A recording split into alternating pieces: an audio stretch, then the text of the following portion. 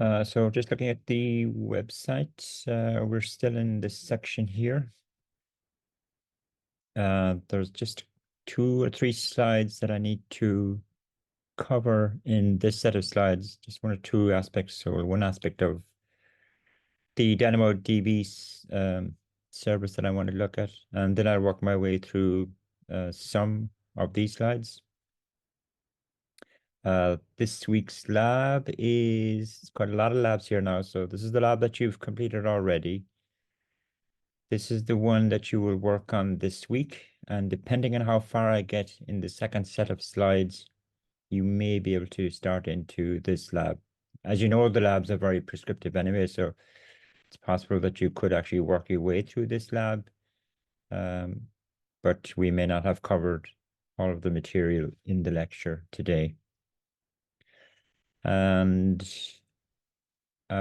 also, I've got the specification for the first assignment that I just want to talk through a little bit, very little though, and I'll leave it open for you to have a read through it and come back to me with any questions during the week. The specification for the assignment is, again, also fairly detailed, so should be reasonably self-explanatory. But that's for later. Let's go back to this set of slides here.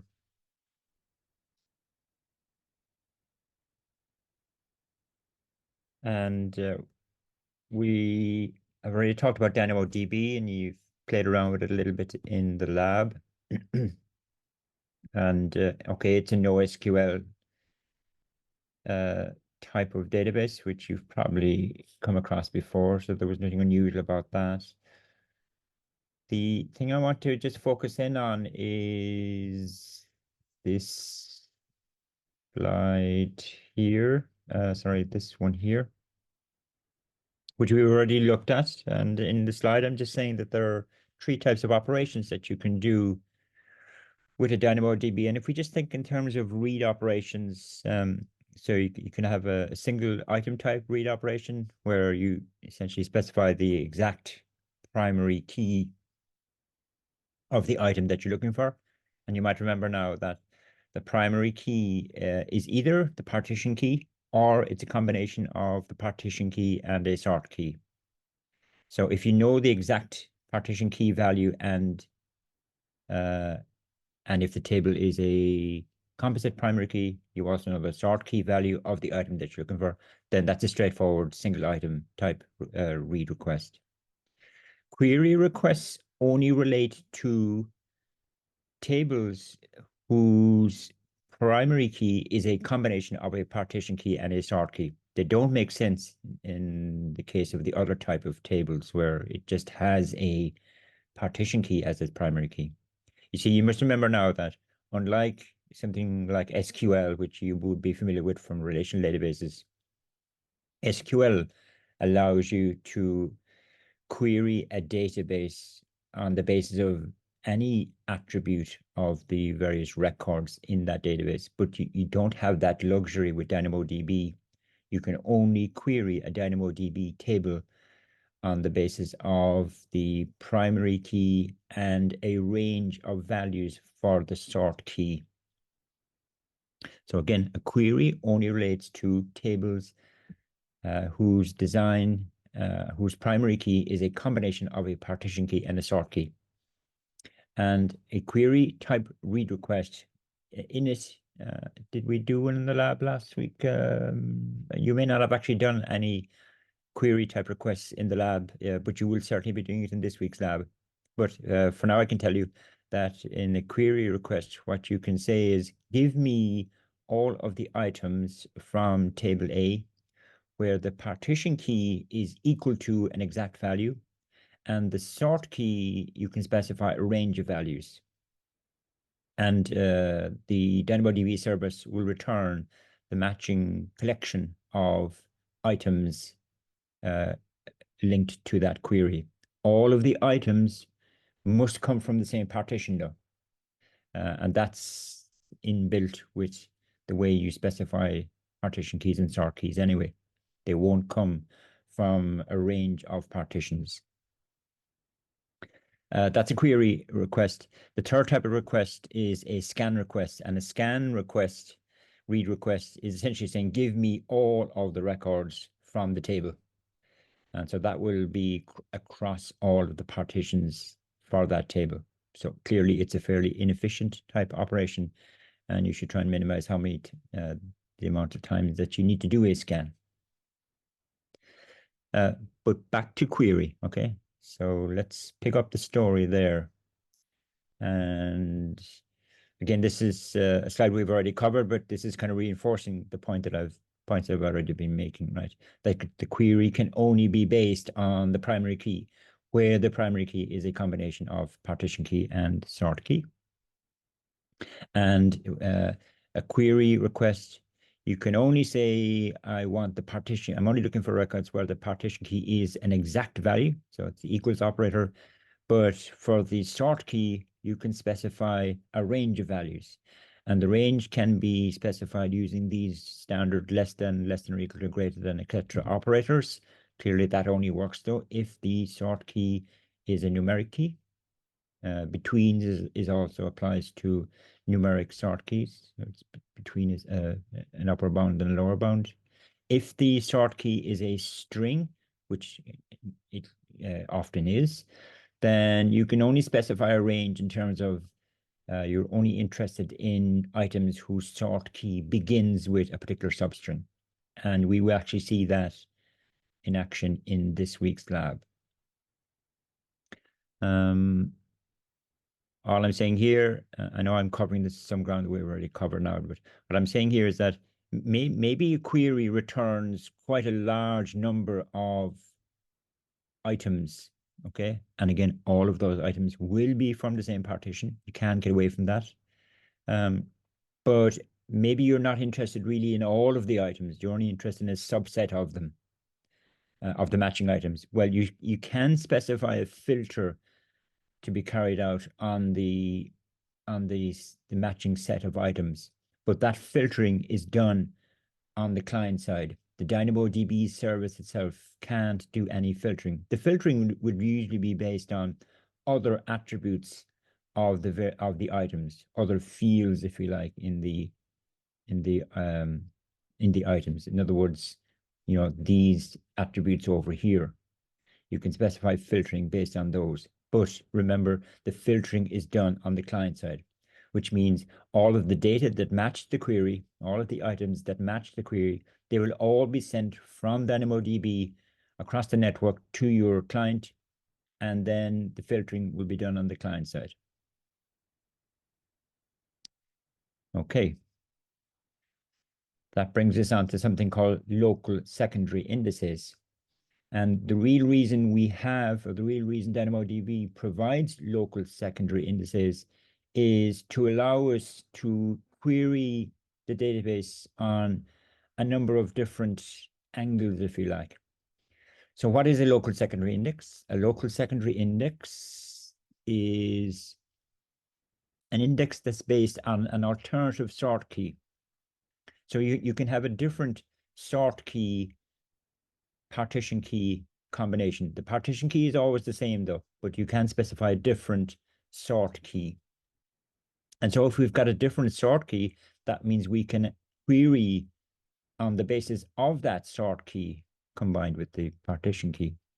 So we've got different types of queries that we can make against our DynamoDB database. An LSI, I'm saying, is stored locally. The L in LSI stands for local, and local here kind of indicates that the index is actually stored on the partition, and the index only relates to items that are stored on that partition.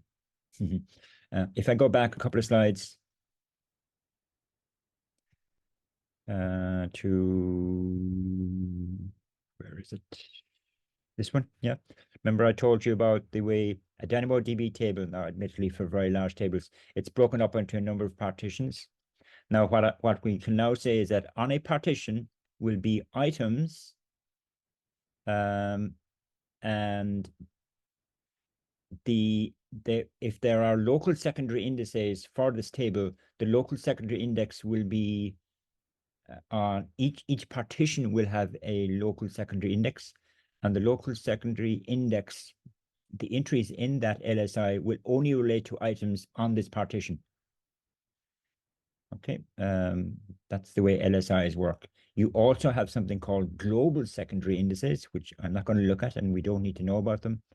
But a global secondary index is stored somewhere else on another partition, and it can relate to items across all of the partitions. But it's obviously not as efficient if you want to run a query against a global secondary index as opposed to running a query against a local secondary index. So the LSI is anyway, for each LSI that you define for a table, and there is a maximum of 5 LSIs that you can define for a table, and you have to define those LSIs at design time. You can't add in LSIs arbitrarily after a table has started to be populated. But let's suppose I defined 2 local secondary indexes for a table, then each of these partitions will have 2 LSIs for the table, and the entries in each LSI will only relate to items on its own partition. Right, back to here. Again, you'll get to practice this in this week's lab, so hopefully it's kind of gel for you. But what else am I saying here? The LSIs, you only use them when you're doing a query type operation. And as you'll see in the lab, when you code a query type request, one of the aspects of the query request is where you specify which index do you want the DynamoDB engine to use. Do you want it to use the main index, or do you want it to use one of the local secondary indices that you defined for the table? But either way, these LSIs only relate to query operations. And there is, as said at the outset, the reason DynamoDB gave us these LSI idea is so that we can query our DynamoDB tables on a variety of angles, if you like, or criteria. The attribute chosen for the LSI, well, that's okay. The attributes chosen for the alternative sort key has to be either a string or numeric, but that applies to the main indexer. LSIs must be defined at table design time. I've already made that point, because essentially what happens is for each LSI, as items are added to the table, there's an entry added to the LSI. Wherever the item, whichever partition the item is stored in, there's an entry added to the LSI of that partition for that new item that has been added. So that's why you have to define these LSIs at design time. You can't just arbitrarily bring them in later on after the table has started to be populated. I'll come back to this point in a second. So overall, if you think about it, overall, a table is made up of kind of 3 parts, 4 parts really. Obviously, you have the items in the table. You have what's called the primary or main index. You have then these LSIs, these local secondary indices. The main index is the index associated with the main sort key of the composite primary key. You have these optional LSIs, and you also have these optional GSIs. There can only be 5 LSIs. I don't know if there's any limit on the number of GSIs. The point I'm making up here actually is that kind of the way it works is in your local secondary index, and again, this is a design time, you may actually really realize that whenever my application needs to make a query against a local secondary index, it's not interested in all of the attributes of the matching items. It's only interested in a subset of the attributes. And again, you won't know this until you have a full understanding of the different types of queries that your application will need to perform against your DynamoDB database. And so without overemphasizing now that this is one aspect of using DynamoDB that requires a lot of thought before you actually start doing any implementation of your application functionality. You have to decide at the very outset, what is the different types of queries? What are the different types of queries that my application will need to make against this DynamoDB database? And the answer, once you've got that list of different types of queries, that dictates the various LSIs stroke GSIs that you need to define for that table at the outset. Back to this point, sorry, about projections. Maybe for queries that are based on using a local secondary index, in those queries, you're not interested in getting all of the data associated with the matching items. You're only interested in a subset of the attributes. That's where projections come in. You can specify as part of your LSI definition, what are the attributes, the other non-key attributes of an item that this local secondary index is interested in.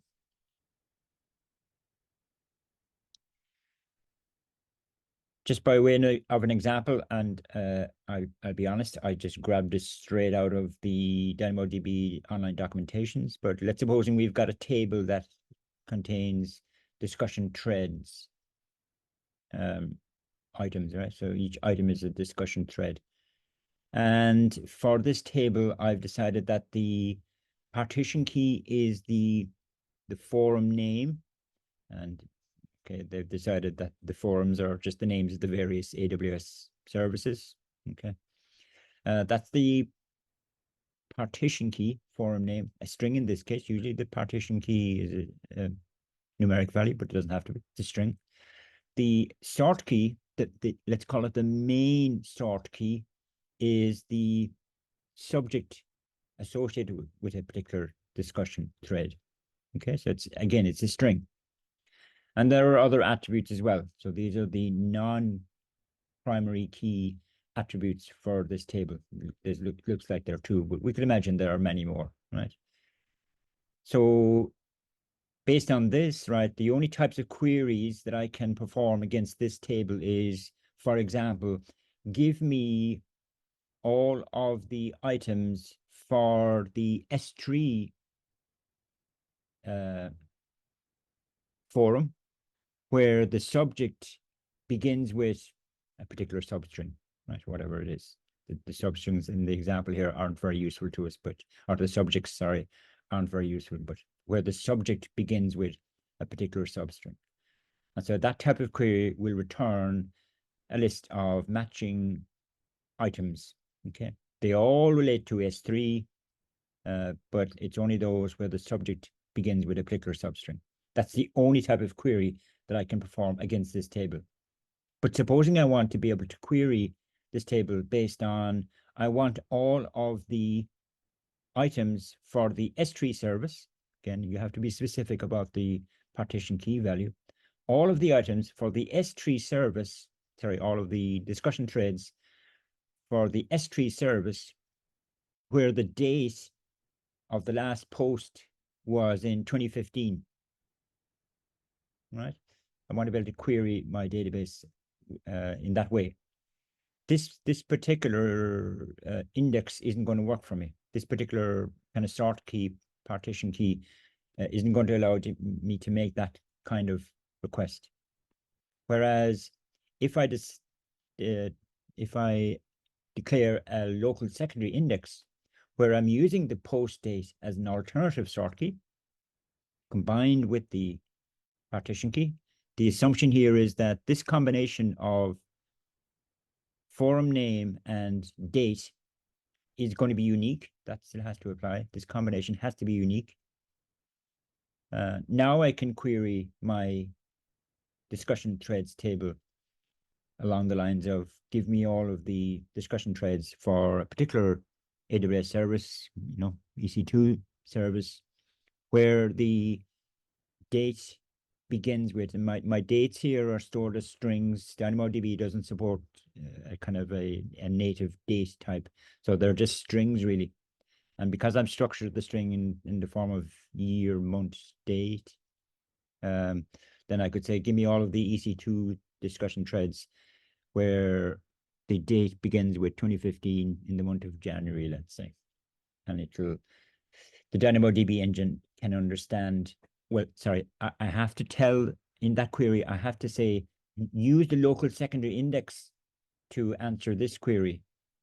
Don't use the main index, because the main index won't allow us to answer that query. Right. The more I talk about this now, the more confused I'm going to get. I'm probably going to make it for you. But so that's local secondary indices. You can have up to 5 of them per table, and you will get a chance to see how we declare these LSIs in our CDK infrastructure code, and B, you'll see how we can use them in a query within a Lambda function. I'll pause for a second in case there are any questions. No? Okay. So I have finished this set of slides. So we've looked at Lambda, the Lambda service, and we've looked a little bit at DynamoDB, an awful lot more to DynamoDB that we just won't have time to look at. And again, my rationale for not doing that is because this is not a database module. So let's move on to this set of slides here, which is really just a continuation. We want to look at some more serverless services, but in particular, serverless services that will allow us to implement a serverless web API. And this lab here now is directly linked to the beginning of this set of slides. So if I bring up that set of slides.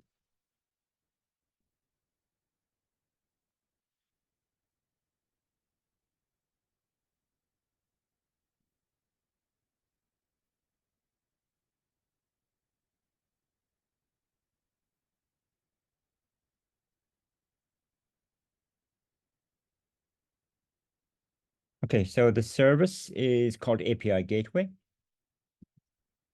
And where it fits into the big picture is if, so the big picture here is sort of telling me what are the different parts or components of a serverless application. And I've just divided it up into 3 aspects. There's the logic part of a serverless application, the state management part, and then there's the communications part. We've looked at in terms of logic, the main service, not the only one though, the main serverless service for implementing logic in a serverless application.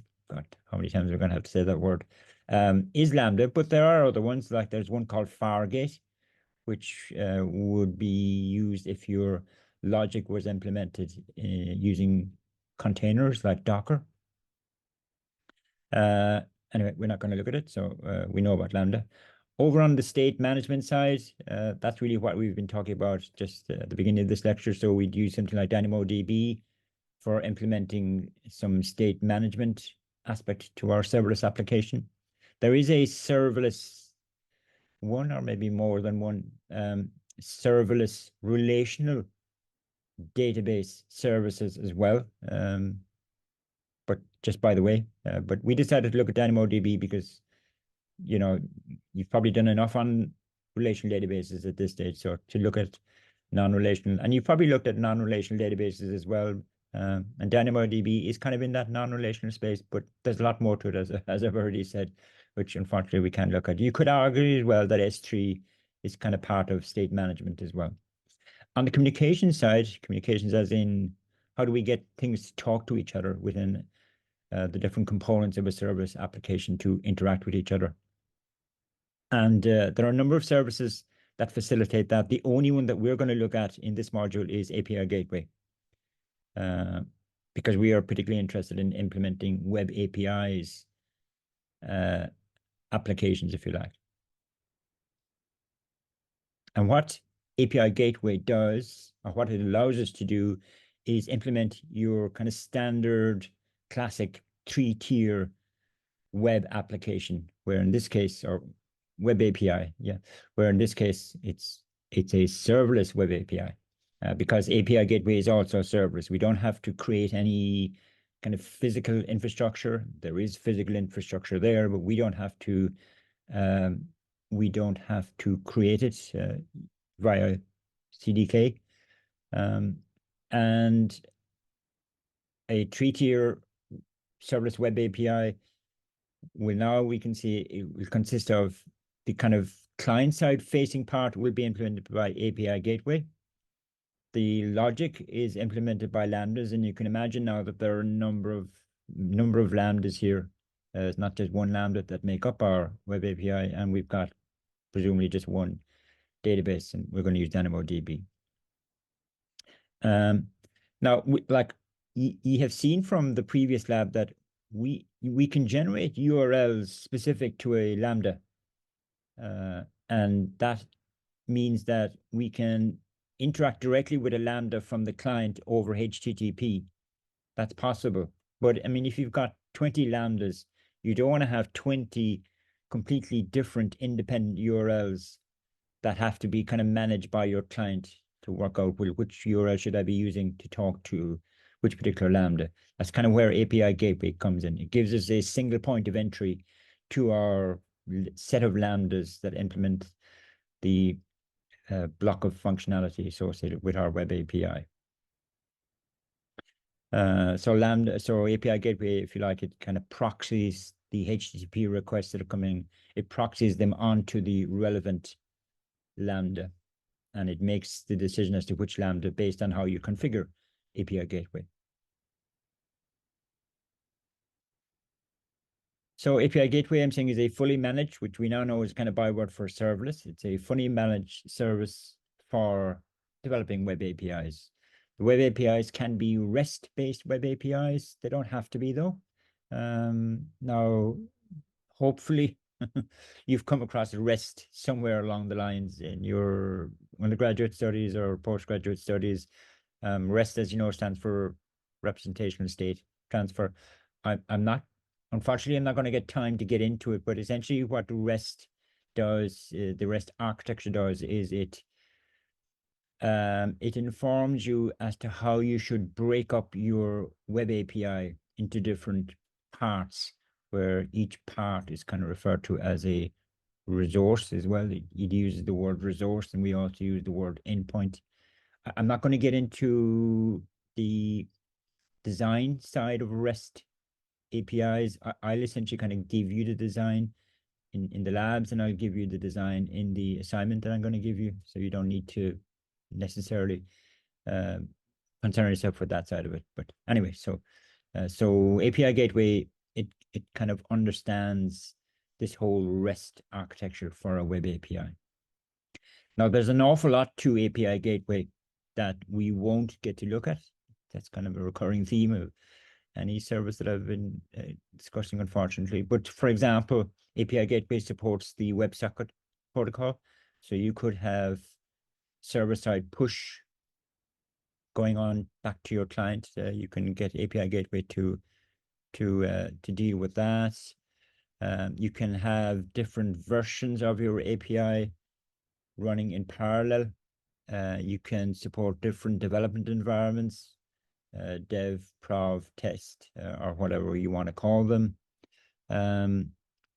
Security is obviously a very important part of any web API. If you want to ensure that users authenticate before they use either the entire web API or parts of your web API. In other words, maybe certain lambdas, if I go back to the previous, certain lambdas may be publicly accessible, whereas other lambdas may require a user to first authenticate before they can access them for pricing reasons or whatever. API gateway can support that aspect, so it supports authentication and authorization. Just clear that there, sorry. What else? You can, the normal way, well, the kind of standard way of user authenticating is username password kind of combination, but it may be preferable for a web API to generate API keys, and you issue keys to users, and the users use those keys when they're sending requests to your web API. So API Gateway supports API keys as well. If you decide to go that approach, which we won't be. It understands the Swagger protocol, which I'm not going to look at. It can perform fairly sophisticated transformation and validation. Clearly, if I go back to here, clearly there may be data in a request sent from a client, and you can get API Gateway to carry out validation of that data before it decides to pass it on to the Lambda. Or you can get it to carry out transformations of the data before it passes it on to the Lambda. So the data may come in, for example, in XML format, and it may transform it into JSON format or YAML, because that's what the Lambda expects, or whatever type of transformation. Gateway, you can configure your API Gateway to do that for you, which we won't be doing either. Can generate SDKs. Okay, it supports caching and direct analysis service. So there's lots of power in there, really, should you wish to avail of it. Let's take a simple example. Let's suppose we want to implement a, oh, sorry. No, before I talk about that, sorry. I'm going ahead of myself. So a web API needs to integrate with a backend. The backend could be your Lambdas, but it could be anything else. There could be any other service. It could be part of the backend.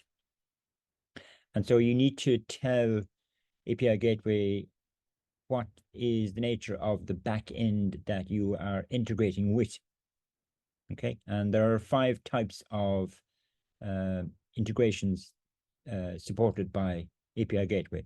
The first one is, as its name suggests, is where you actually don't have a backend at all, where the API Gateway itself, it generates the response, and it's usually just a standard response for every request that it receives. So you'd only use the mock integration maybe when you're building your web API without having the backend fully implemented, maybe for testing purposes. So we can kind of skip over that because it's not really that interesting.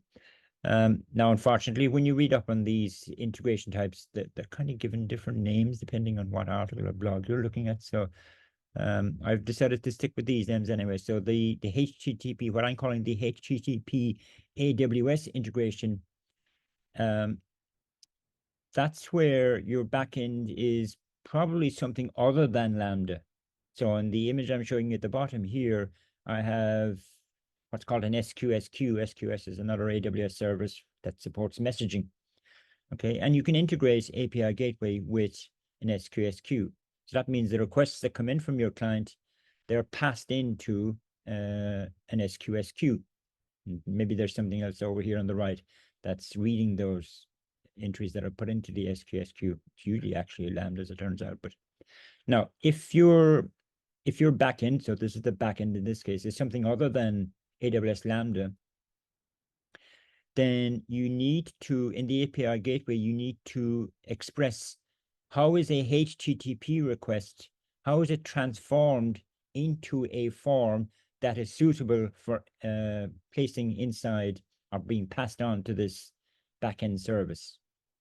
And that transformation has to be coded. You have to express it declaratively, and you do it using what are called mapping templates.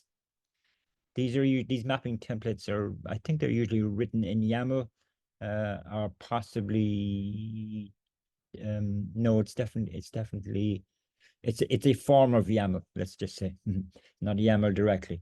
So you have to express the transformation in this YAML-like form, and you give that to the API Gateway, and it uses that mapping template to work out how should it transform requests that come in on the left before it sends them on to the back end.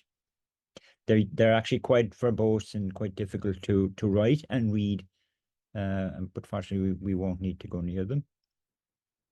So that's HTTP AWS. Essentially, kind of you're transforming from the HTTP protocol to an internal AWS protocol.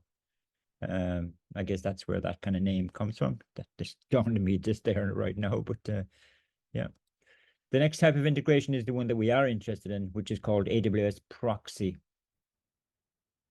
And that's where your HTTP requests coming into API Gateway, they are essentially proxied on to the backend, where 9 times out of 10 the backend is a Lambda, or it could be 10 times out of 10 actually, where it's always a Lambda at the backend.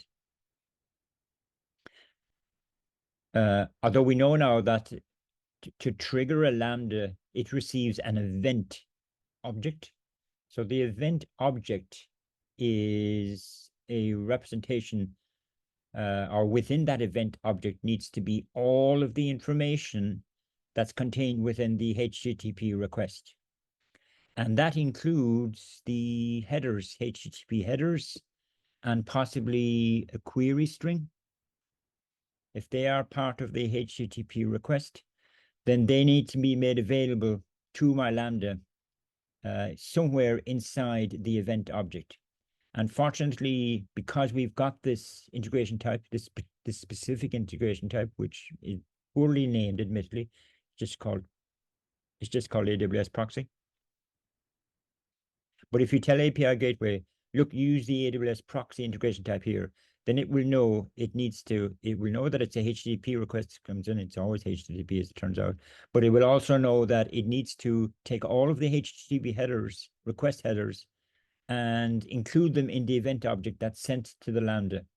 And it'll package them in a certain set of key value pairs in JSON form. And similarly for the query string, it will create a JSON mini structure to contain the key value pairs of the query string. There's no mapping templates. You might think, no, that sounds like mapping templates, but no, there are no mapping templates involved in this because it's fairly standard. HTTP requests being forwarded onto a Lambda is probably, 9 times out of 10, that's really what API Gateway is doing. So the AWS people gave us this AWS proxy integration type specifically to deal with that. So we don't have to write any mapping templates. Finally, there is another mapping type called HTTP proxy. And the difference between HTTP proxy and the one I've just been talking about is that the HTTP request is proxied on verbatim onto the backend. So, there's even less work for API Gateway to do for this integration type. And the backend, give you an example here, the backend can often be something like an application load balancer. Again, there's no mapping templates being used here, but it's a direct almost forwarding on of the HTTP on the left, and it's HTTP on the right as well.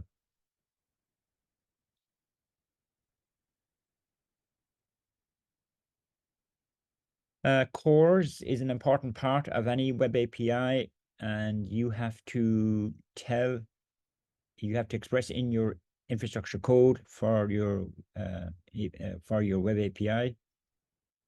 You have to express what is the CORS configuration for your web API. Hopefully people are familiar with CORS, but this slide is meant to be just a quick reminder of what CORS is all about. So what I'm trying to get across here is on the left, let's supposing I've got a web client and I'm actually using S3, whether you may or may not know that you can host a web client, like a React application or an Angular application. You can host those in an S3 bucket.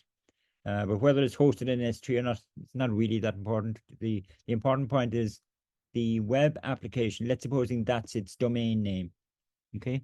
www.example.com. And on the right, I've got a web API, which also has a domain name, but it's a different domain. And so the domain, in this case, it's apiexample.com. So they're two different domains. And where CORS comes in is when you load this web app into your browser. If within the code it needs to make a request to my API on the right, then I have a problem. I've got a request coming from a domain that's different from the domain associated with the web API, and you need to indicate, well, will the web API accept those requests? Will it respond to those requests? And as you probably know, hopefully, the way this works is, first of all, the client will send a pre-flight request to API Gateway, in our case, asking it, will you accept a request from the www.example.com domain? And the response comes back, and the response that comes back depends on how you configure the cores for your particular web API. And it looks like in this case, it's saying if the domain is www.example.com, which it is in our case, then I will accept get, post, put. I'll accept all the different types of HTTP methods. The browser will then say, that's great. That means now I can actually send a request to that web API. Okay, that's the way CORS works. Let's look at a very simple example of a web API. Supposing this is what I want to implement. I want to implement a web API that consists of two endpoints, a /todos endpoint and a /todos/todo ID endpoint. Okay. And for the to-dos endpoint, I want my web API to accept get and post requests, where a get request means find all of the to-dos in my database. Let's assume there's a DynamoDB database storing all the to-do items, whereas a post is will include a body where I want to add a new to-do. Fairly standard stuff. This endpoint is where I want to get a particular to-do, and I want the full details of that to-do. Let's supposing the read all only returns me a subset of the attributes of the to-dos, Maria.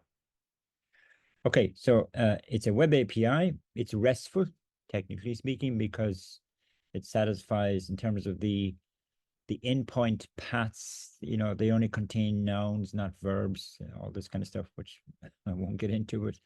So there's two endpoints anyway, and presumably there's a lambda behind that needs to be integrated here. There's a lambda that needs to be integrated here. There's another lambda that needs to be integrated here. And also there is a database linked to each of those lambdas. I'm getting good at these drawings. Okay, that's your classic three-tier web API. Now I've cut a lot of corners because I'm not really interested in the lambdas, because we already know how Lambda talks to DynamoDB. I'm not interested in that. I'm not interested in DynamoDB because we've played a little bit with that. And we'll do some more in this week's lab, but really all I'm interested in is how do I use API Gateway to essentially define this set of endpoints and methods. How do I do that? And how do I integrate them to a Lambda? How do I code up all of that? And that's going to be part of my infrastructure code. Now I've done it already, okay, and I've deployed it. And if I just showed you the deployed side of it first before we look at the actual code. So if I bring up the DynamoDB service, sorry, not DynamoDB, API Gateway, this one here. And here it's listing all of the web APIs that I have in my account for this region. It is region-based, and I have only one. And if I click on that, here it's showing me the kind of the structure, if you like, of my web API. And resources is a word that we use in relation to RESTful web APIs. So it's kind of telling me here what is the resource structure of this web API. And it is what I desired. And from my PowerPoint slides, looks like I have a slash to-dos endpoint. That endpoint will accept get requests and post requests. The options request is standard for every endpoint. The options, the response to the options request is what methods do you support? So this would respond saying I support get and post, but so we're not really interested in options. We have the slash to do ID, which is attached onto the to do's endpoint, and it accepts get requests. So it looks like this is what my objective was based on the PowerPoint slides. And if you select any one of these, let's supposing I select the post here, you kind of get a visual here on the right of the integration type for that endpoint. And indeed, it's going to be integrated with a Lambda. Now, I suppose we can look at the code at this stage. Let's see if I go into VS Code. So here's the project. And now I've taken a shortcut, taken a number of shortcuts. One of the shortcuts I've taken is I don't really care about I don't care, sorry, about the lambdas in this three-tier architecture. So I only have one lambda, this one here. So all of my endpoints are going to be pointing at that same lambda. And you can see there from the lambda that it doesn't really do anything. Just as a console.log to CloudWatch of the event, it just returns a standard response. So it's not talking to any database because I'm not, as I said, I'm not really interested in that side when we're discussing API gateway. Inside here then is my infrastructure file. And I guess we can take it from the top down. So I've got an entry for my single lambda, which I'm not interested in.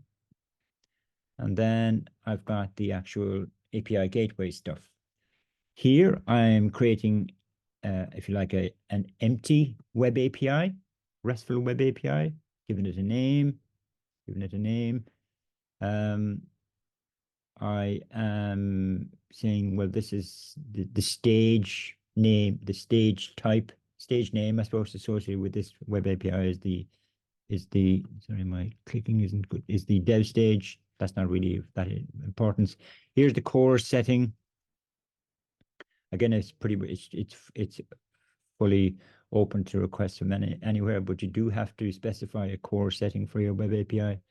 So it looks like I accept requests from anywhere. The star means I accept requests from any domain, and I accept requests for all of the methods. That's all fine. So that's an empty web API. And from here on down then is where I'm building up my web API. So the first thing I do is I'm adding a resource. That's resource in the REST web API context. I'm adding a resource.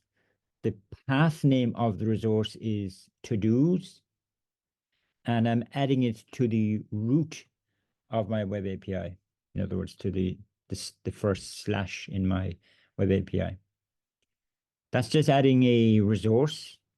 And in terms of, then I need to say, well, what methods does that resource accept requests by? And this part here is saying you can send a GET request to this particular resource. And here's where I'm integrating with the backend. And I'm integrating using in the case of CDK, it calls it a Lambda integration, but a Lambda integration is what I called AWS proxy in my slides. Yeah.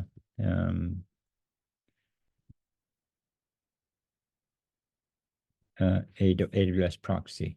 Okay.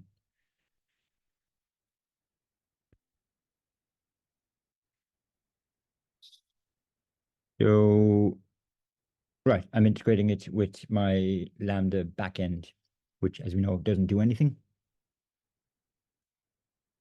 And then I'm also saying, well, my to-dos endpoint also supports a post request, and I'm also integrating that with a Lambda backend integration, which, as we know now, is going to the same Lambda.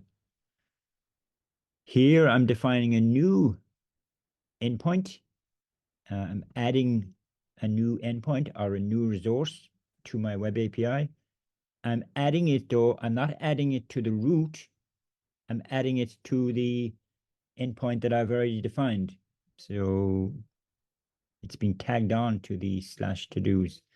The endpoint name, if you like, because I'm using curly braces around the endpoint path name, that means it's going to be a variable. It's going to be a path variable. And the variable in my case will be presumably the ID of a to-do item. And the rest then is, as we've kind of already seen, I'm saying, look, this second endpoint, which I've called, in terms of my coding anyway, I've called it the to-do details endpoint. It supports only get requests, and it also is integrated with a Lambda backend. Okay, so all of that code is what generated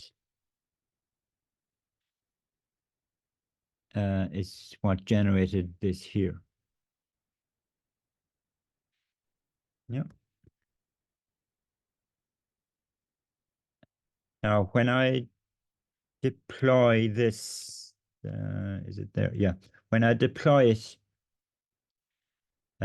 because an API gateway is going to generate when a web API, when API gateway creates a web API for me, that web API is going to have a URL, otherwise we can't access it. And so that's what I'm getting here. Okay, so the API gateway service will automatically generate a URL, and the CDK automatically outputs that URL in the terminal response from the CDK deploy. It's a small point really, but you can see, like, I don't have any explicit output statement in my CDK code. I'm not explicitly outputting anything from my CDK code, but because my CDK code includes using API gateway, the API gateway construct, if you like, will automatically output the URL for your web API that it has generated. So that's that, right? And if I just click on that,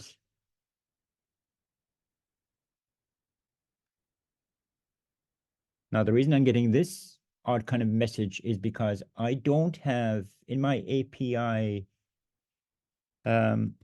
CDK code, I don't have any integration for the root path.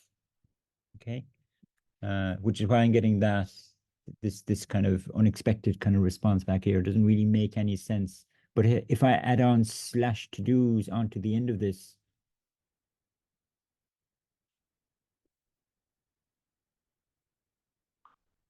okay, I'm getting back success. So where did that come from? Well, if I look at the Lambda, because we know from the CDK code that this endpoint, the to-dos endpoint, is integrated with my Lambda function, my single Lambda function that's doing everything, but really doing nothing. And if I look at the Lambda function, which I think we looked at glance for a moment there a while ago, it's responding with this just success. Where is it? The success message. And that's what I'm getting in the browser. Yeah. So it's kind of proof that the integration is working. Now, I was probably a little bit too lazy, but if I add on /123/4, that path now of /to-do /123/4, that matches up with the second of my endpoints, and Unfortunately, it's linked to the same Lambda, but if I just hit return, I'm getting back the success message again, and that's kind of proving. We could look at the CloudWatch logs, all right. If we looked at the CloudWatch logs, we'd see that my Lambda would have been invoked twice because I, submitted 2 requests from the browser. Okay, let's see. Okay, that's just a screenshot of the code that I've talked my way through, so I won't go over that again. If there is a query string included in a request, and the query string now is kind of independent of any endpoints, the question is, and I've already talked about this when I was looking at the integration types. How is this query string here? Presumably, we want the Lambda to be able to access that query string and use it in whatever way, maybe in relation to how it interacts with the database, but however, how does the Lambda get access to the query string? And the query string is nothing other than a set of key value pairs.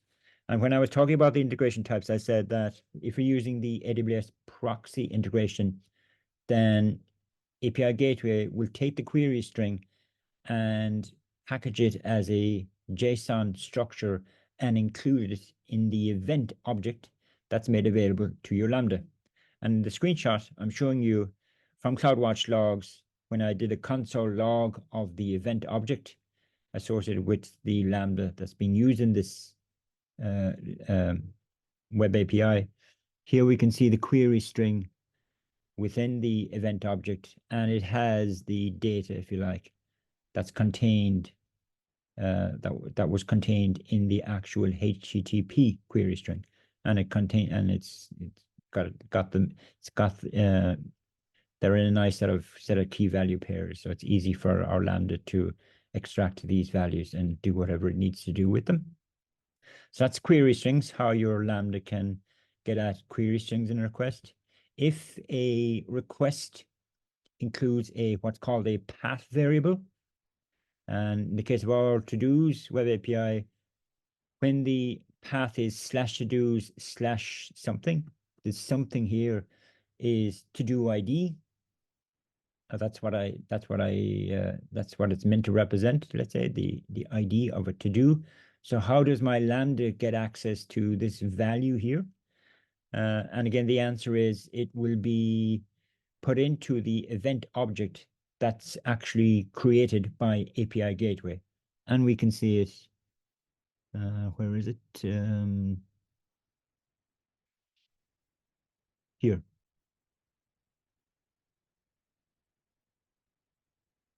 So that's nice and convenient for us when we're programming our Lambdas.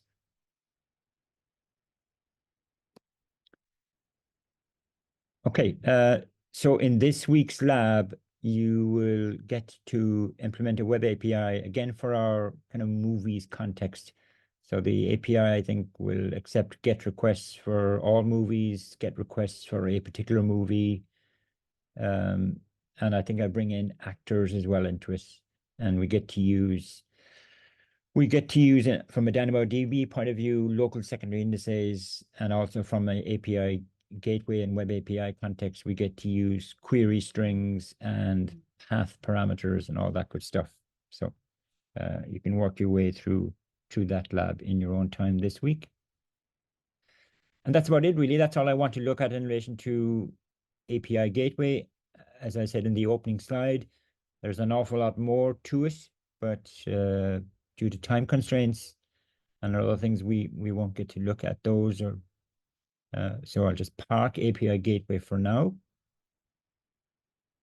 And we're going to move on to another serverless service called Cognito, but this has strong links with the API gateway service, as it turns out.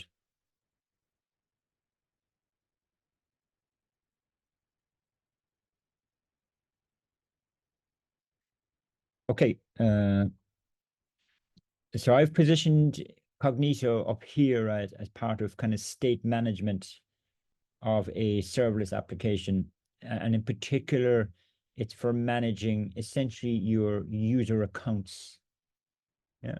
So rather than having to, have a users table in our DynamoDB database where we're storing our usernames and passwords and all that kind of good stuff, we can use Cognito instead to do it for us and avail of the features of Cognito, which are fairly standard, like user registration, user login, password resetting, all that stuff.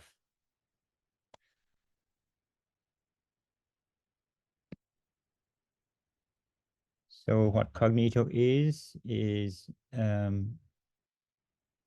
where we want to give users, be able to give users some sort of an identity, so that they can interact with our applications, and in particular, so that they can interact with our web APIs. Now, in the world of Cognito, it has two types of resources that we can create. We can create what's called a user pool or an identity pool. We're only interested in a user pool. And you could think of a user pool as, in a way, it's a sort of a database of users. And when you create a Cognito user pool, you kind of get for free kind of all the kind of sign-in functionality, or a certain amount of it that you can avail of anyway. You don't have to write all of the sign-in functionality and registration functionality. You don't have to write it all yourself via Lambdas. You do still have to write some Lambda code, as we'll see. But so user pools, we associate user pools with your kind of classic user authentication issues. It integrates very well with the web APIs, as we'll see. Identity pools, they're relevant if you want to give users direct access to some AWS resources that you have. The simplest example might be you have an S3 bucket that you want to allow only authenticated users to be able to put objects or files or whatever into the bucket. Now, in order to allow an external entity to put items into an S3 bucket, that external entity has to have a set of AWS credentials. In other words, an access key and a secret access key. And so the Cognito identity pool service is what we would use to achieve that. It essentially kind of creates short-term identity keys or access keys, which you can issue to a user, and they can use them for a certain period of time.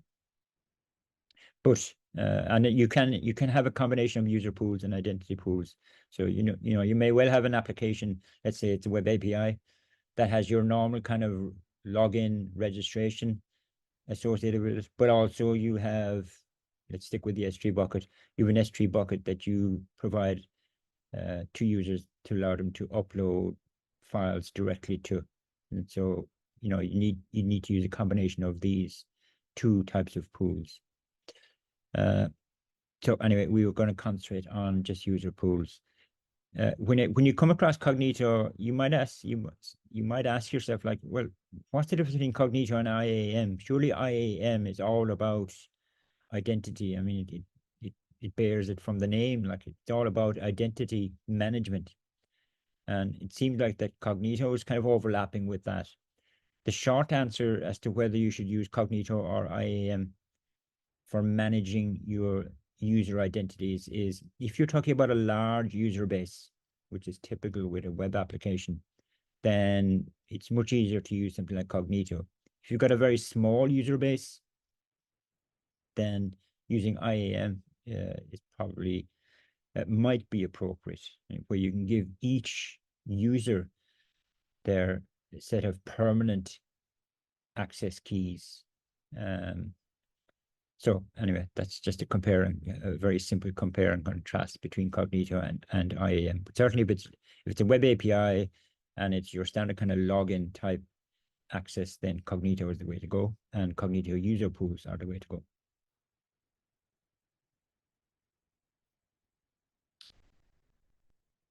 This is a kind of high level view of how this is all going to work now if we're using Cognito and API Gateway in combination.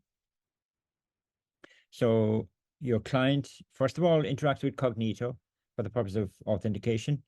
Cognito does its normal kind of user password validation, and it will return back a token, a JWT token.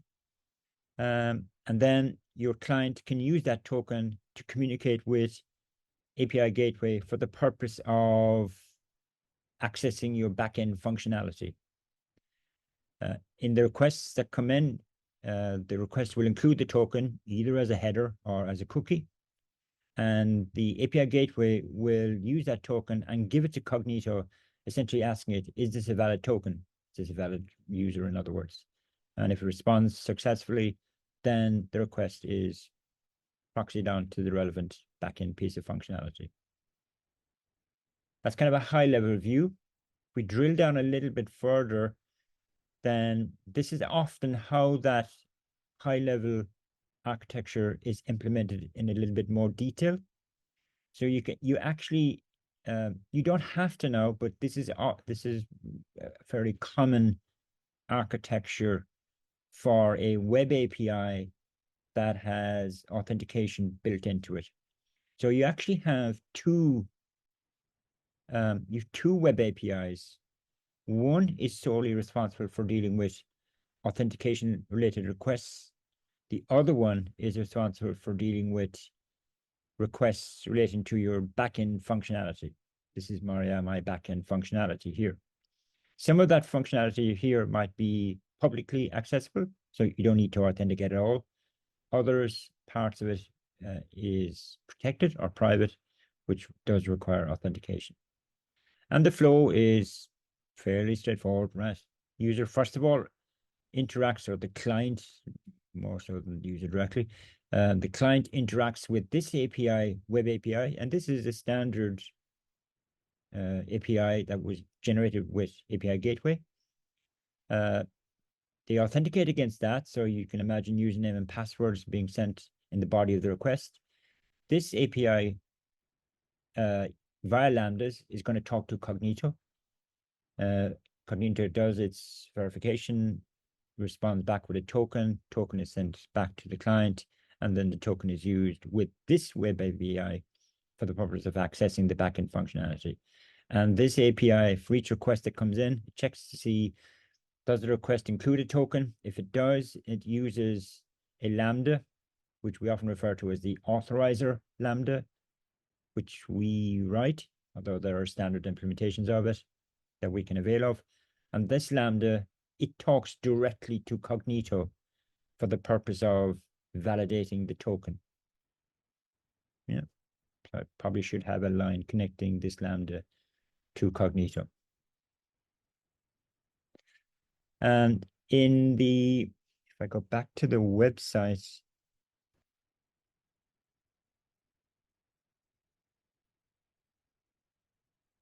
the lab here on the extreme right, as its name suggests, is a lab that implements the architecture that I've just shown you there on the PowerPoint slides. But I don't think for this week you should just focus on this lab, and next week you can move on to that one, depending on how far you get, I guess, and depending on how far I get in this lecture.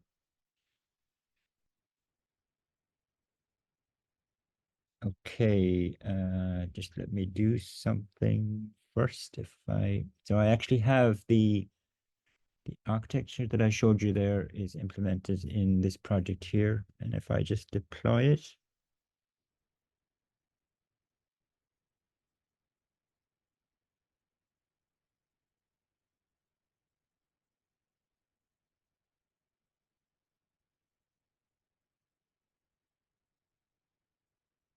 and I let that work away. Let's go back to my slides. Now I may not get to finish this, and that's okay.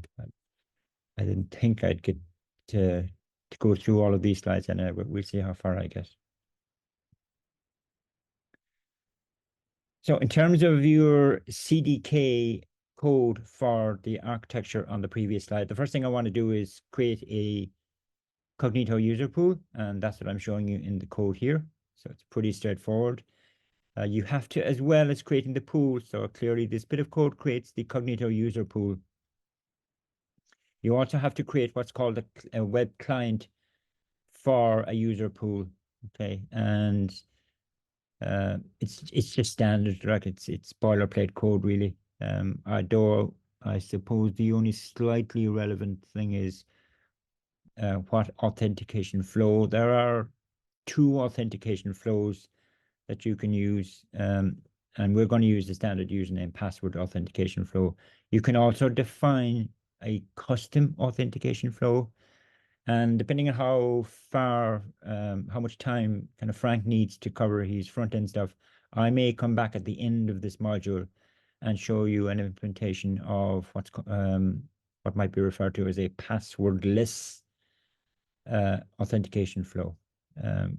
But that's a long way down the line. Let's not worry about it for now. For my user pool, I'm just saying here, look, I'm going to be using email as an alias for username. That's okay. The self sign up enabled means that a user can register themselves and they can confirm their registration. And I'll show you what I mean by that in a moment. And the removal policy is similar to your DynamoDB database. Do you want the user pool to be deleted, to be destroyed when the application is destroyed? Certainly in development mode, probably be yes, maybe not in production mode, but I'm saying yes in this case. So it does a complete cleanup. So that's just my user pool. And if we open up the Cognito service, and that's what I'm showing you down here in the management console, then when you go into the Cognito service, you list all of the user pools. Well, I think you select the user pool first, obviously, and then you'll find a new user pool entry from the CDK code here.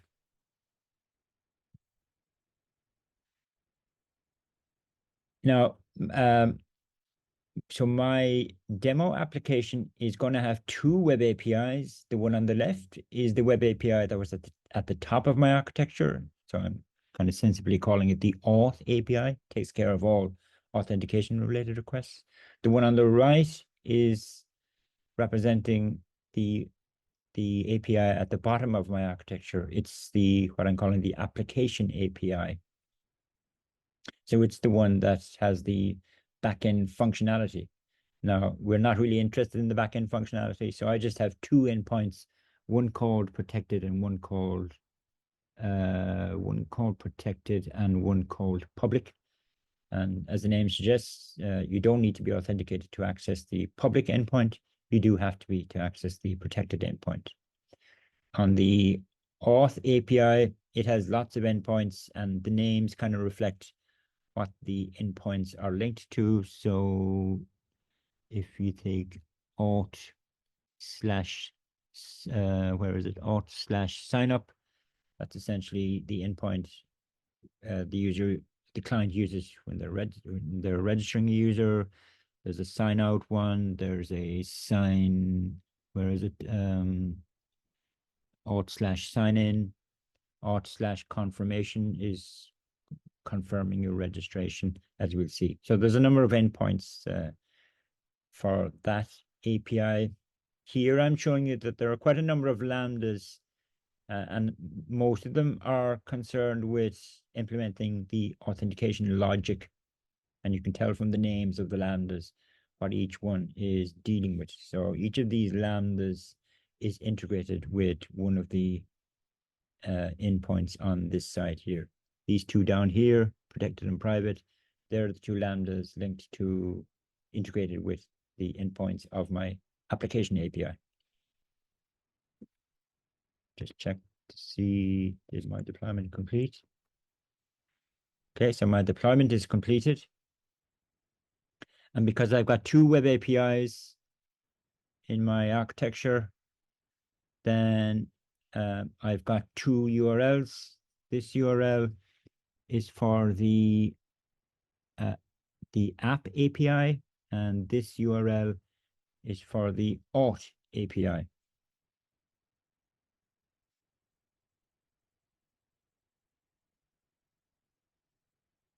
Okay. What I'm going to do is I'm going to demonstrate using the APIs first, and then we look at the code. Although, given the time now, I'm probably not going to get a chance to look at the code, but let's see if I can go through a quick demo. So I'm going to use Postman.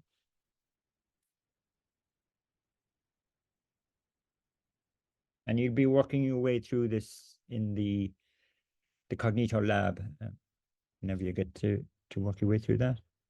So for convenience, I've created a Postman collection called Cognito for myself. And in that collection, I've defined some variables, again, for convenience. So if I go into the variables tab of this collection, I've got an auth URL variable and an app URL variable, and they are set to the URLs of the two APIs. So if I grab those from our outputted by CDK from my CDK deploy and make sure you get them in the right order now. Maybe I should tell myself to make sure I get them in the right order. So let's see.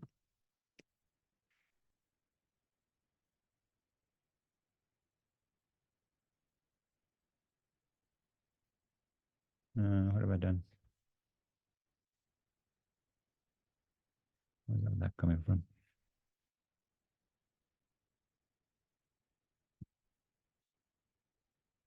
Okay. So this is the authentication API.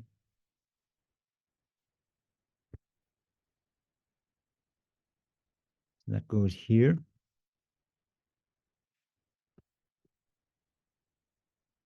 And the other one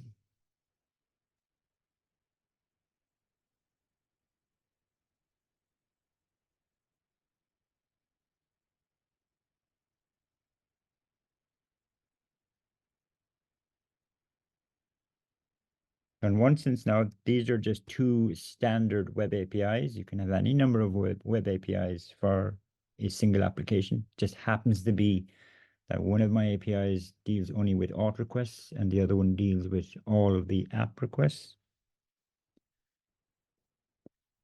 I have a third variable, which we don't need to talk about for now. So there are my two Postman collection variables. And when you do change them, don't be like me. Make sure you save the changes. And then I've set up a number of requests underneath this collection. So we'll take them in the natural order. We'll first of all issue a sign up request. And my sign up request has a, well, sorry, it's going to be a post request. And the post request, you can see here, I'm using the auth URL variable, and you just enclose, I don't know how familiar you are with Postman now, but if you want to use a variable anywhere within your Postman request, then you wrap the variable in double curly braces, and that's the syntax that I'm using there. But I'm tagging on the /auth/signup. So if you like, this is the auth API endpoint, and that is what is reflected on this one here on the right.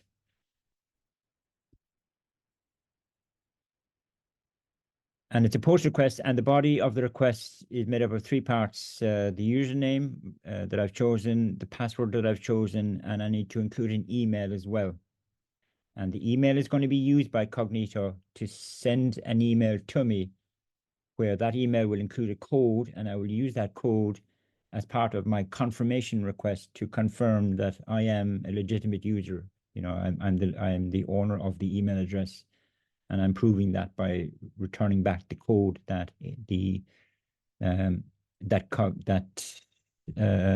Cognito sent to me. So I am using my Gmail account. So if I bring up my Gmail account, now I haven't issued the request yet. So if I bring up my Gmail account, close that off. And if I go into my inbox, and I'm just going to delete this because I was kind of playing with it earlier. So if I just trash that. Okay, now if I go to my sign up, send my sign up request.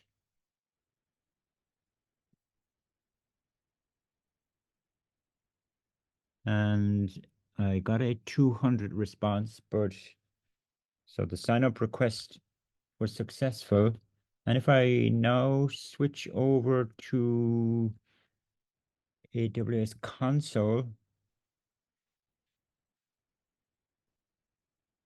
and go into the Cognito service,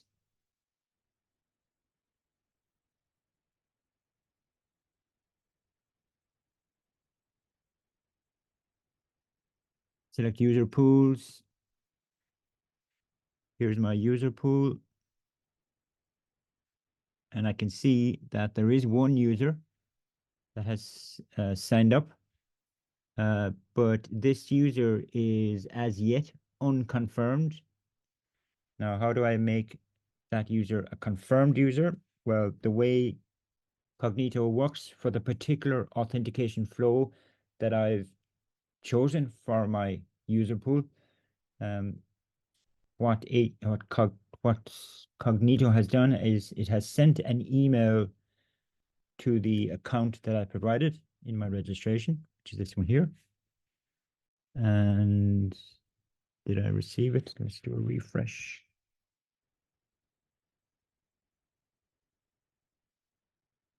Did I send that? I think I did that. Let's see.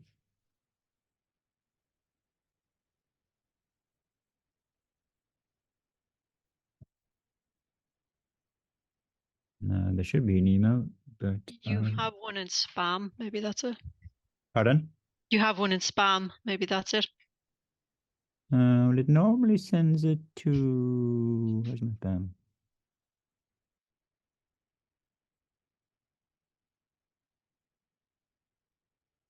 I didn't spotting that.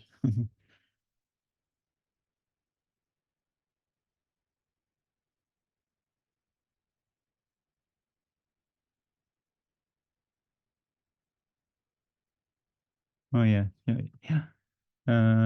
Is that dated today? Yeah, it looks like it is. I don't know why, because anytime I've played with this, it has sent it to my inbox. But anyway, here's the code. Thanks for that, by the way. And the way I confirm is I send a post request to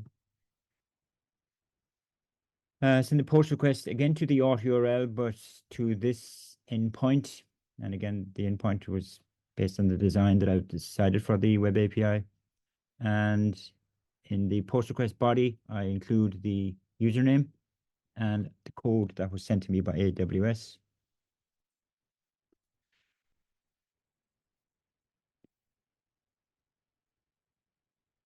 And that looks as if it was successful. And if I go back to my user pool, and if I do a refresh, this will now change from unconfirmed to confirmed.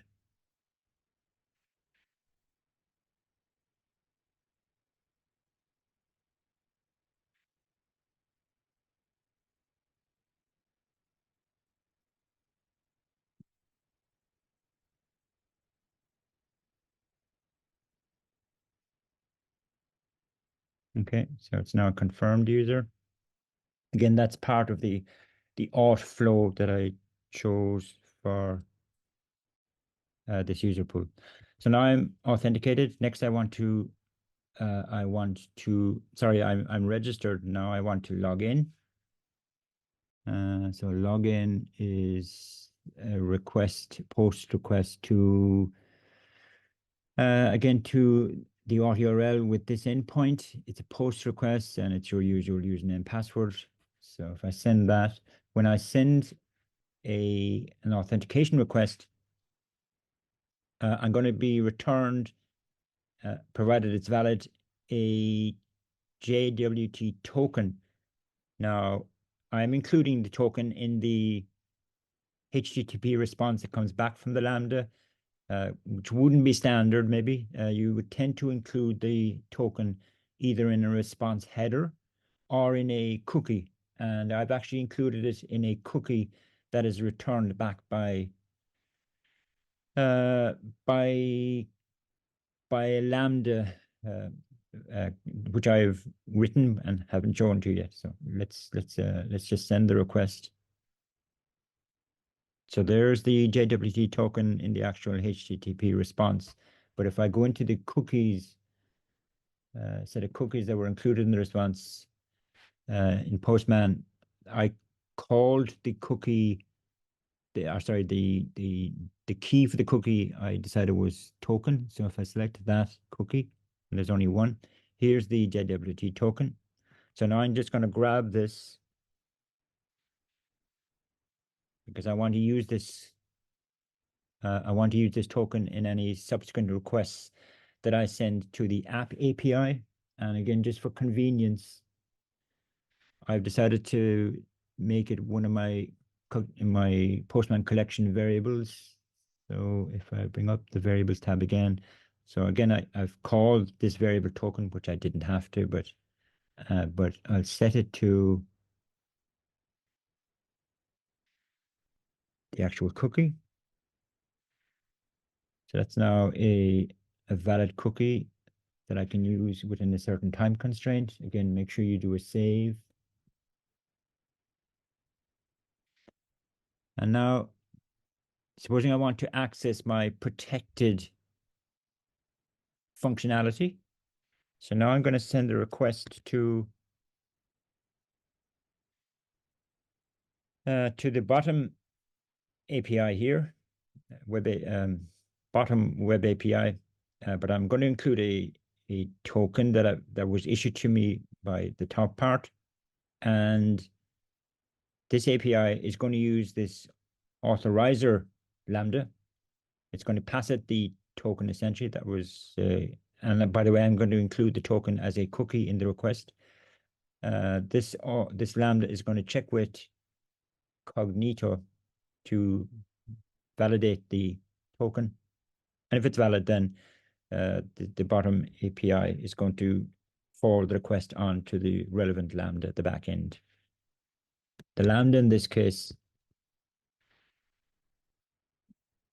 I can show you that one. So all the Lambda does is,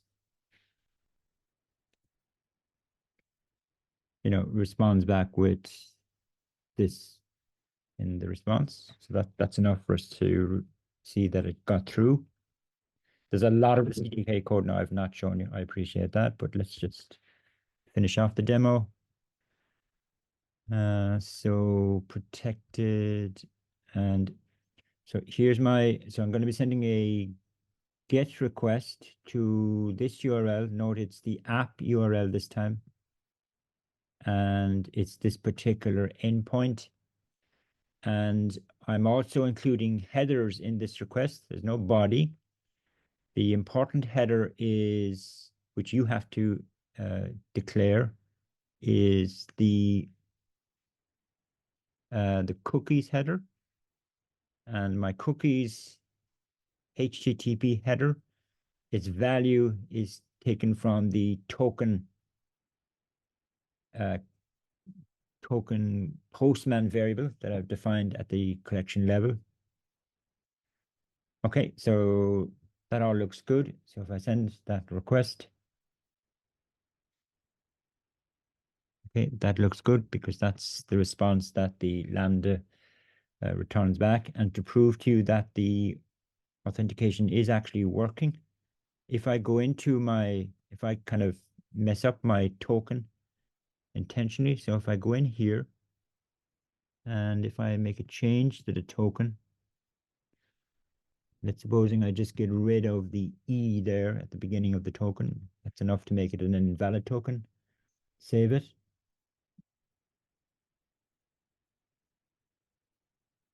And issue the same request.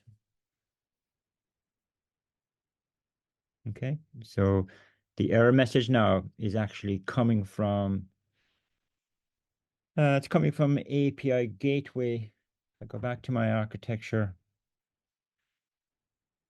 So the request was sent to API gateway. API gateway passed the token on to this authorizer Lambda, and it communicated with Cognito. Cognito wasn't happy with the token.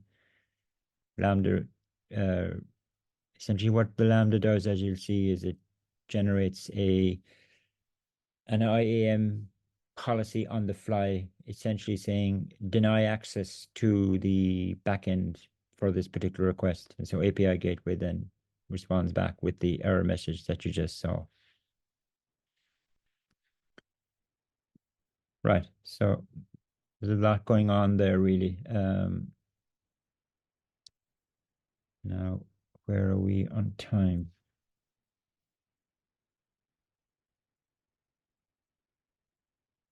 What I'm going to do next, actually, rather than continue on with the slides, I can come back to them if I have time at the end. But before I do that,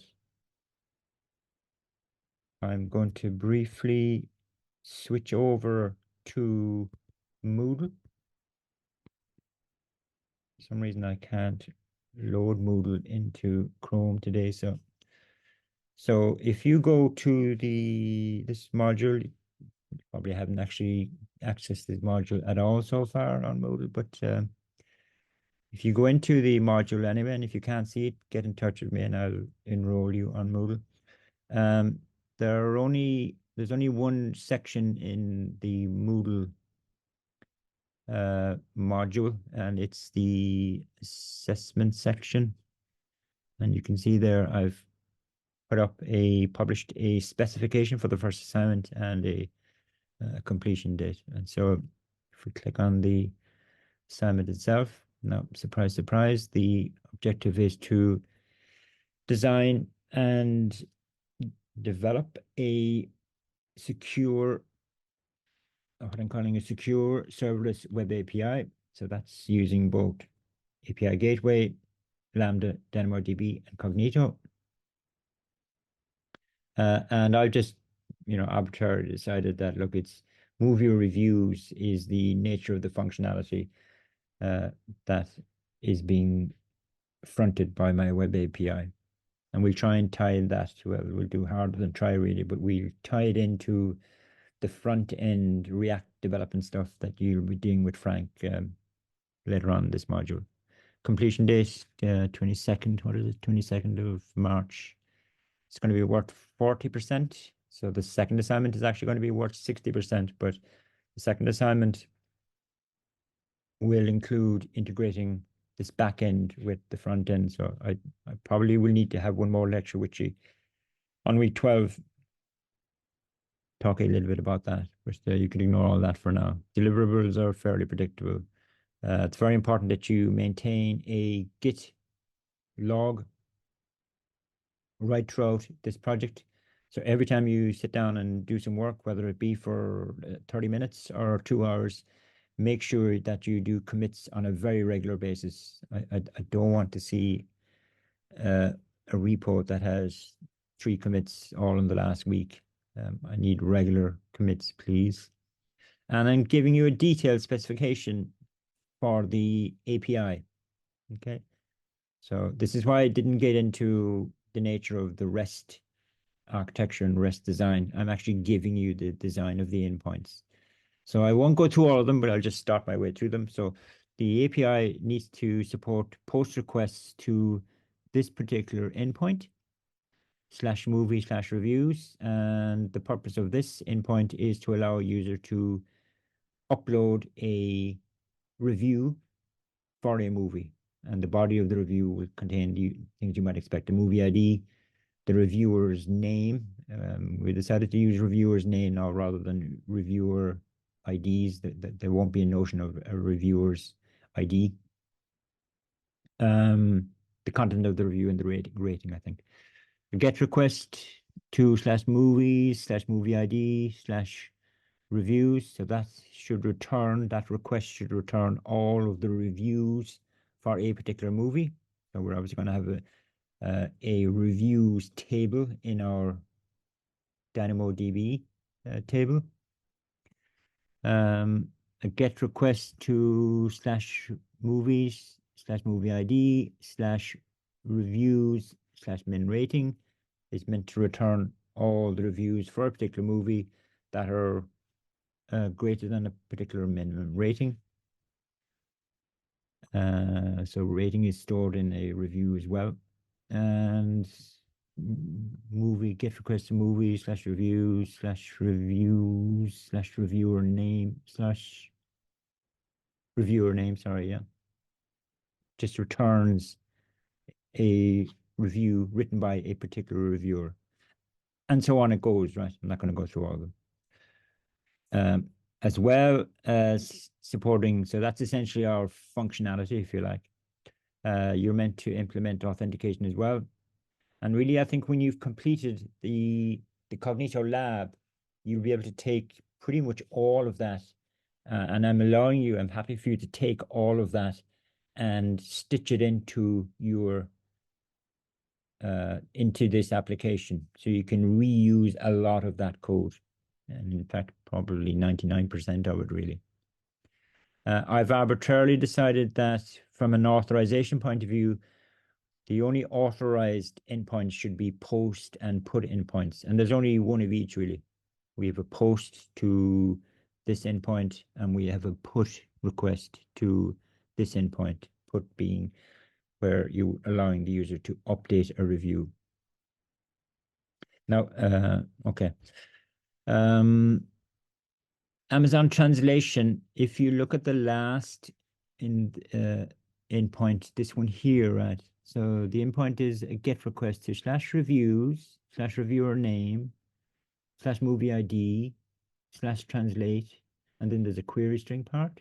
And so the idea is the endpoint should pick out a particular review from the database, and we're assuming all reviews are written in English, and it should return back to the client a translation of that review into a different language, where the language is specified here using the standard language codes. Now, fortunately, there's an AWS service called the Amazon Translation Service, which does exactly that. It takes a piece of text, and you can tell it this piece of text is written in language A, and I want you to translate it to language B. So you need to, so there'll be a Lambda which will be doing that. The Lambda will presumably get the review in the table, then the table, and then pass the text of that review onto this translation service, get the response back from it, and include that in what's sent back to the client. So you need to, I'm giving you a link to a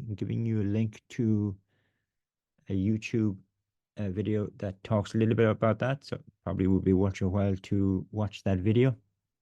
It's quite short, actually. I think it uses CDK, if I'm not mistaken.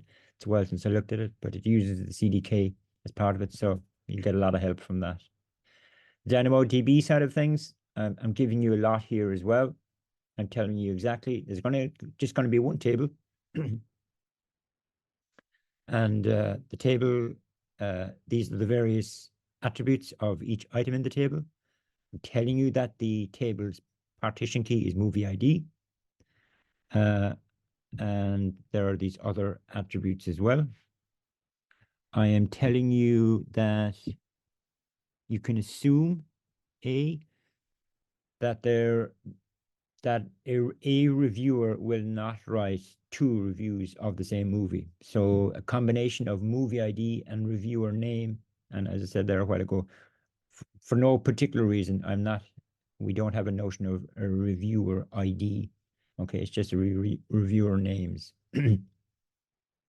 But you can assume that in this table, there will never be two items, i.e. two records, with the same movie ID and reviewer name. You can also assume, based on what I'm saying here, that, let's see, what's this one about?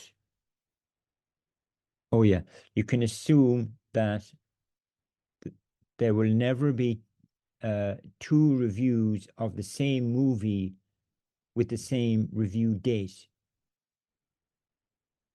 Okay. Sure, you'll have a movie that will be reviewed by many reviewers, but we can just assume that two reviewers will not submit their review on the exact same date. And I've made that. I'm telling you that assumption for a reason, I guess.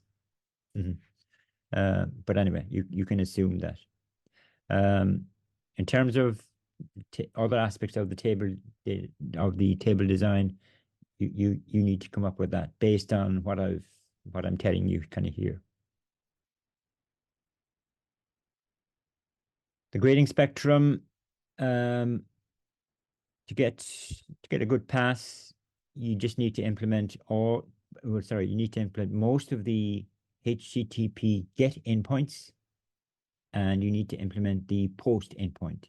You don't need to have any cognito authentication stuff. You don't have to have any translation stuff. Okay. If you want to get into the 50 to 70 bracket, then what am I saying? You need to have all of the HTTP get endpoints implemented, excluding the translation endpoint. You need to have the updater review, the put request supported. You need to have all of the security stuff, so authentication and authorization. Now, I appreciate now that I suppose a logical thing would be that a reviewer is the type of person that would authenticate, that would kind of sign up for this application. And but I'm not making a link necessarily between signing up and reviewer name, because that would involve a little bit more on your part to follow through on that. So really all we're using authentication for is to allow somebody, doesn't have to be the actual reviewer, to submit a review and to update a review.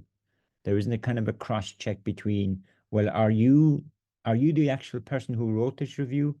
We're not enforcing that kind of constraint. It would be a logical thing to enforce, but that's just some extra lifting that your landers have to do, and it's not particularly a difficult thing to implement. You just take, you find out who's associated with this token, and then compare that person's username with the reviewer name, assuming they both represent the same thing. And are they the same person? Yes, they are. Well, yes, you can update this review.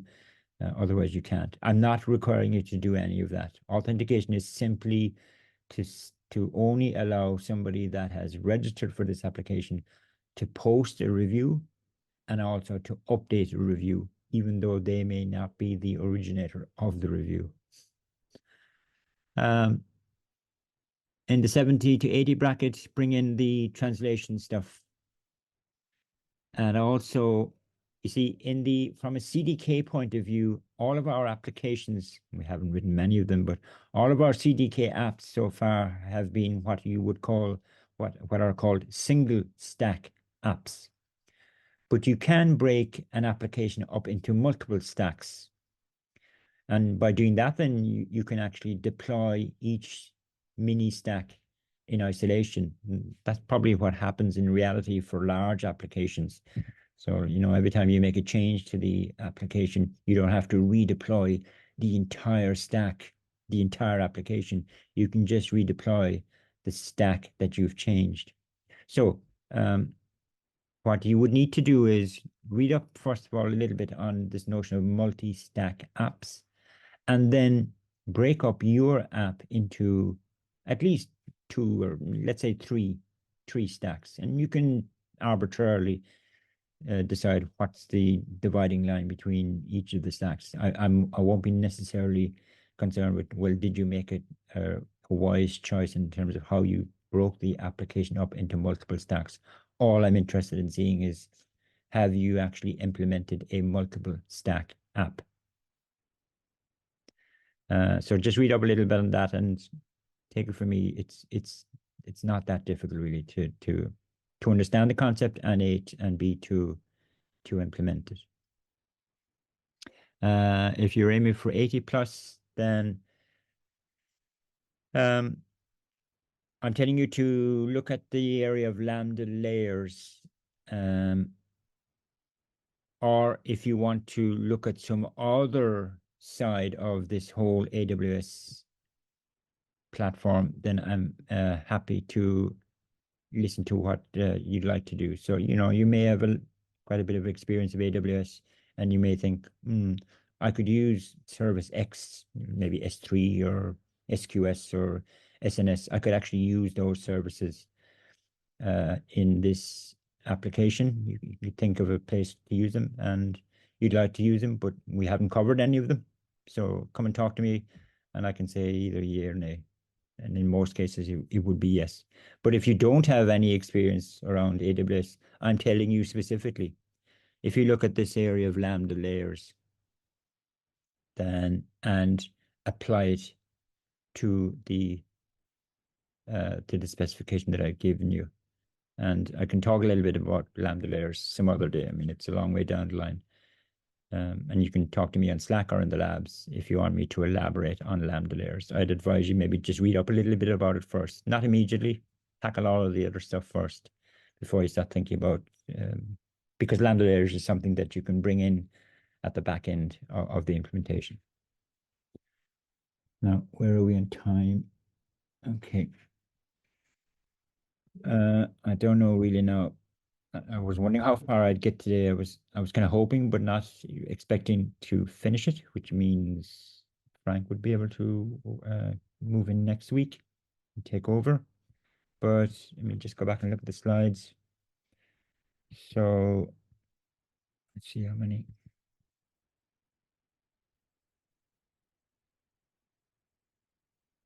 I should probably do this offline now, but yeah, I probably will need the first hour of next week's lecture, I think, maybe to complete this set of slides.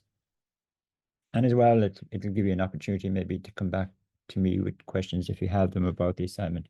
So I'll likely meet you again in next week's lecture, but I probably won't take the full 2 hours. And I'll talk with Frank anyway. He'll probably take over from me halfway through the 2 hour slot. Okay, I'm going to leave it at that. I'll pause as usual for any questions that you might have, whether it be on the assignment or otherwise. No. Okay. So for now anyway, just to work on this